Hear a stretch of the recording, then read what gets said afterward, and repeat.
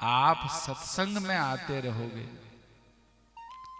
तो ज्ञान भी मिल जाएगा, भक्ति भी मिल जाएगी, वैराग्य भी मिल जाएगा, नाम में रस भी आ जाएगा, वृंदावन धाम की भी प्राप्ति हो जाएगी, गुरुदेव की प्राप्ति हो जाएगी, गो महिमा भी प्राप्ति हो जाएगी, लोक परलोक सब कुछ मिल जाएगा। और सत्संग छूट गया तो थोड़ा सा कड़वा कह रहे आज, 200 नहीं 500 कथा में आया हुआ व्यक्ति भी सत्संग छूटने पर पुनः प्याय लहसुन खा सकता है, कंठी उतार सकता है। ये आज बोल रहे, ध्यान रखना। 500 कथा सुनी हो और दिन का 1,00,000 नाम जप किया हो ना, 1,00,000, छोटा मोटा नहीं, और सत्संग छूटा तो भैया सब कुछ छूटना तय है। एकदम नहीं छूटेगा। जैसे कमाना बंद कर देवे तो एकदम रातों रात पैसे थोड़ी खत्म होते हैं, लेकिन एक न एक दिन पैसे समाप्त हो जाते हैं।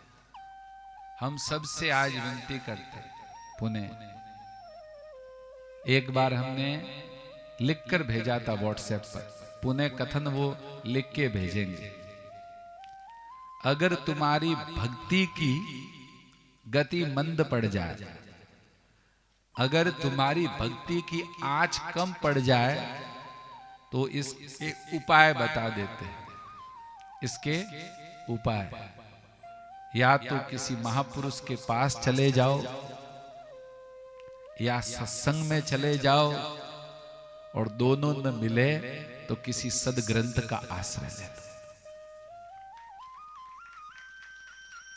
लगे कि भक्ति ठीक नहीं चल रही, उठाओ रामचरितमानस जी और एक आवृत्ति पूरी अर्थ सहित कर लो, उत्तरकांड पूरा पढ़ लो, भरत चरित्र पूरा पढ़ लो, तो पुनः भक्ति बढ़ जाएगी। महापुरुषों के पास 2 घंटे बैठ के आ जाओ, पुनः बढ़ जाएगी। किसी ऐसे दिव्य सत्संग में चले जाओ, लेकिन हम उनके नाम उद्धृत नहीं करना चाहते किसी व्यक्ति विशेष का, लेकिन 60 से 70 बार जिन्होंने वृंदावन की यात्रा की, जिन्होंने 16 माला 4-5 साल की, लेकिन सत्संग के प्रति महत्व बुद्धि कम होने पर उन लोगों को हमने तिलक विहीन, कंठी विहीन और पुनः प्याज लहसुन खाते और बात बात पर जबान पर गालियां देते हुए देखा है इन्हीं नेत्रों से। इसलिए राम भैया और श्याम भैया, 1% भी तुम्हारे अंदर ये गलत फहमी हो कि अब तो हमको सारी चीजें समझ में आ गई। सत्संग कब तक आवश्यक है पता है? भगवत प्राप्ति तक नहीं, भगवत प्राप्ति तक नहीं, जब तक सांस है तब तक सत्संग चाहिए। भगवत प्राप्ति के बाद भी सत्संग चाहिए। पहले तो बात ही क्या है। अब आप खुद इस यात्रा में देखो कितने लोग छूट गए। सत्संग क्यों छूटता है ये भी आज प्रकाश डाल देते हैं। सत्संग क्यों छूटता है उसके ऊपर आज प्रकाश डाल देते हैं कि छूट सकता है कि नहीं छूट सकता, तो कैसे छूटता है, तो उसको आज कान्हा की कृपा से बता रहे हैं। देखो, जिसको हम महत्व देते हैं ना, महत्व, वो चीज हमारे जीवन में बढ़ती है। कोई भी, जैसे उदाहरण समझो, हमारे जीवन में महत्व अगर पैसों का बढ़ गया, चित्त में के पैसों से सब कुछ चलता है, किसी के मन में आया कि पैसों से कथा होती है, पैसों से समाज में इज्जत बढ़ती है, पैसों से सब सुख होता है, तो आपको पैसे ज्यादा कमाने की तरफ आपका चिंतन चला जाएगा। एक बात आपके मन में ये बात धीरे धीरे धीरे, और जब एक वस्तु बढ़ेगी तो यकीन मानना दूसरी वस्तु घटेगी, और जिसका नाम है भागवतिक दुनिया। एक बात, सत्संग क्यों छूटता है? सत्संग छूटने का प्रथम कारण है कि आपने भगवत प्राप्ति का लक्ष्य नहीं बनाया। क्या हुआ? आप कहीं खड़े थे गांव में, घर से परेशान थे, आपके घर में समस्या चल रही थी। उसी बीच में कुछ संत लोग आपके गांव में आए, सत्संग शुरू किया उन्होंने। अचानक आपको उन्होंने प्रेम दिया तो आप तो प्रेम के भूखे थे। उन्होंने आपको खूब प्रेम से बुलाया, पधारो, विराजो, आपको इज्जत दी, आपको भोजन पवाया। तो आप संसार के, सुनना, बड़ा ध्यान से सुनना इस विषय को, अब तक का सबसे गंभीर विषय बोल रहे।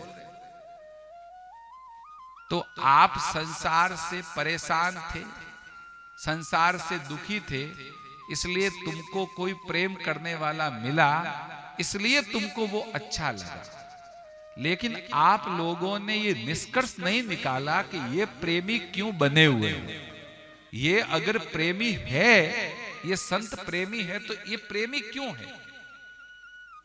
अगर आप इस खोज में जाते तो आपको उत्तर मिलता कि जिन लोगों से मुझे प्रेम मिल रहा है, ये भगवान की प्राप्ति के लक्ष्य वाले लोग हैं, अथवा इन्होंने भगवान को पाया है, इसीलिए इनके हृदय में प्रेम है। अतः मैं भी अगर प्रेमी बनना चाहता हूं, मैं भी अगर ऐसा बनना चाहता हूं, तो मुझे ये पूछना पड़ेगा कि आप ऐसे प्रेमी क्यों बने? आपके अंदर प्रेम इतना कहां से उपजा? तो आप उन लोगों को न पकड़ के उनकी बातों को पकड़ोगे। अच्छा, वो कहेंगे भैया इसके लिए आपको नाम जप करना चाहिए, आपको तुलसी कंठी पहननी चाहिए, आपको किसी की बुराई नहीं करनी चाहिए। अब होता क्या है लोकेश भैया, वो लोग जब थे तो थे, और वो लोग आपसे वापस दूर हो गए। उनको वापस, संतों को 4 महीने बाद वो गांव जाना था, तो आपने भजन तो किया नहीं, और आपने क्या निष्कर्ष निकाला? मेरे 8-9 महीने इतने अच्छे निकले। तुम्हारे अच्छे नहीं निकले, उन संतों के कारण निकले। तुमने कुछ नहीं किया, तुमने कुछ भी नहीं किया, और तुमने अगर कुछ भी नहीं किया तो बुरे दिन आने तय है। उनको पूछते, कोई बात नहीं महाराज जी, आप आगे पधारो यात्रा में, मुझे दास को करना क्या है? अब लो न सानी अब ना नसे।